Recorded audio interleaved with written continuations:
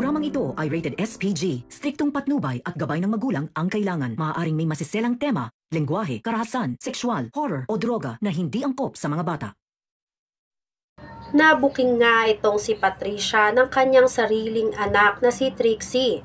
Dito ay rinig ni Trixie ang lahat ng usapan nila ni Atty. Alon. Alamin natin. Welcome back sa aking channel. Mga kaganapan sa Lilet Matias. Kung inaakala nga nitong si Atty. Alon na tuloy-tuloy na ang kanilang tagumpay matapos nilang pagtangkaan ang buhay ni Sabrina sa isang ospital ay nagkakamali siya. Dahil hindi nga papayag itong si Sabrina na basta-basta na lang siyang mapapatay ng ganun-ganon nitong si Atty. Alon. Dahil ipinaglalaban pa rin hanggang ngayon ni Sabrina ang kanyang buhay laban kay Atty. Alon.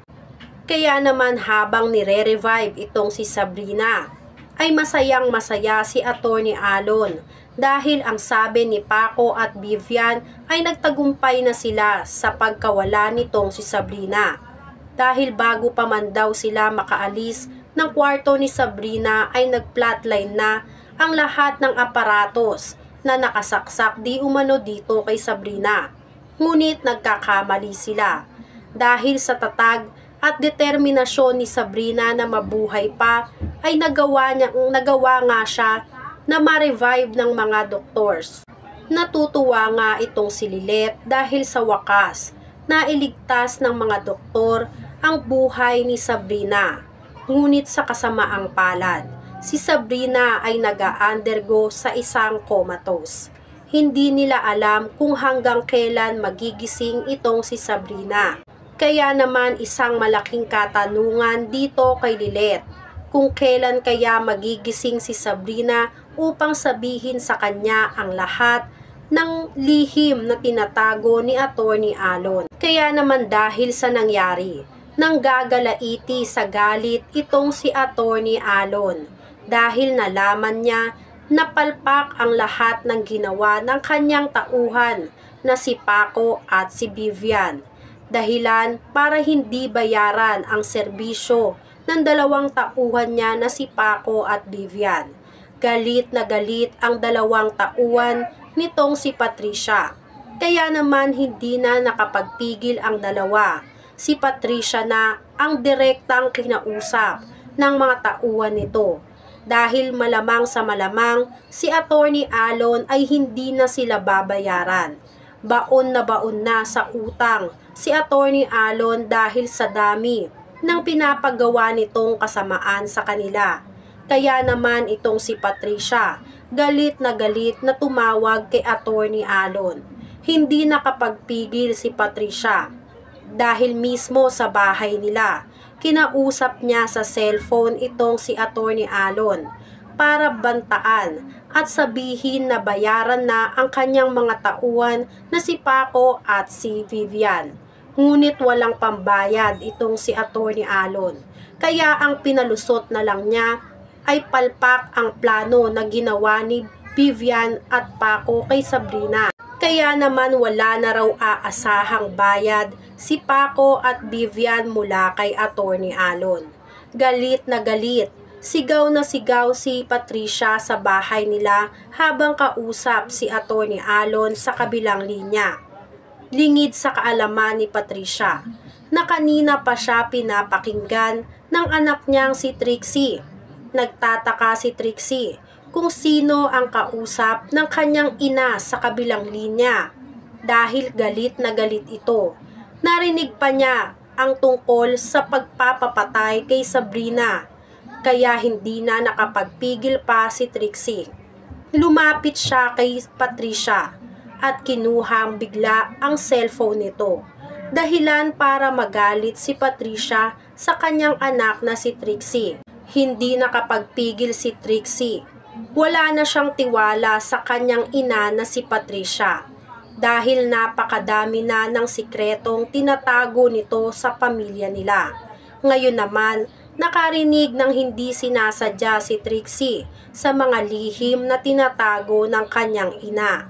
Kaya ngayon ay mas lumakas ang pagdududa ni Trixie sa kanyang ina na si Patricia.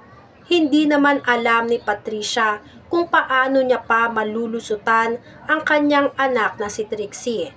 Dahil rinig na rinig di umano ni Trixie ang lahat ng usapan nilang dalawa ni Attorney Alon.